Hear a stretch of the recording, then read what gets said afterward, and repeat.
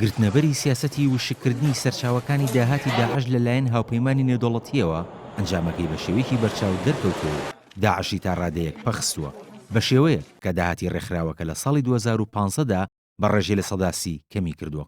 بۆ پێی کە داعش زۆرێک لە ناوچەکانی ژێردەسەڵاتی خۆی لە عێراق و سووریا لەدەستدا و لەگەڵیشیدا داهاتەکانی کەمی کردووە، ناچار بووە ژمارەیەک باجی نوێ بۆ بەرزکردنەوەی ئاسی داهاتەکەی بسەپێنێت.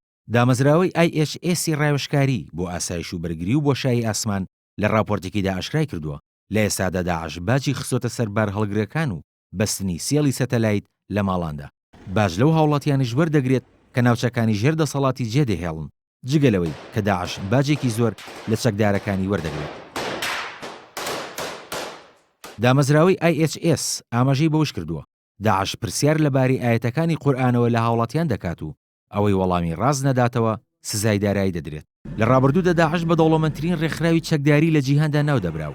بەر لە ساڵێکیش داهاتی ماگانی گەشت بۆ نزیکەی 80 ملیۆن دۆلار، بەڵام لە مانگی ڕابردوودا داهاتەکەی بۆ 54 ملیۆن دۆلار کەمی کردووە. هاوکات لەگەڵ دەدەستدانی لە سەدا 22 ئەو ناوچانەی کە لە عێراق و سووریا لە ژێر کۆنتڕۆڵیدا بوو، ئەو باج و سەرانەیش کەمی کردووە کە داعش بە سەردانیشتوانی ئەو ناوچانەدا سەپاندبووی.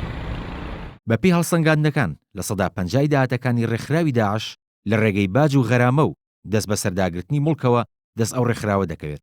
هەروها لە سەدا 43شی لە ڕێگەی فرۆشتنی نەوتەوە دەستەبەر دەبێت. لە سەدا 7شی لە ڕێگەی بە قاچاغبردنی دەرمان و فرۆشتنی کارەباوە دەست دەکەوێت. هەر بەپێی هەڵسەنگاندنەکان داعش نزیکەی 25,000 چەکداری بەهۆی هێرشە ئاسمانەکانەوە لەدەستداوە. لەگەڵیشیدا بیرەکانی نەوتی ناوچەکانی ژێر کۆنتڕۆڵی ڕێکخراوەکە لەلایەن هێزی ئاسمانی هاوپەیمانان و رووسیاوە کراونەتە ئامانج کە بە گورزێکی دارایی کوشندە بۆ سەر داعش هەژمار دەکرێت. کاروان شێخ موحسین NRT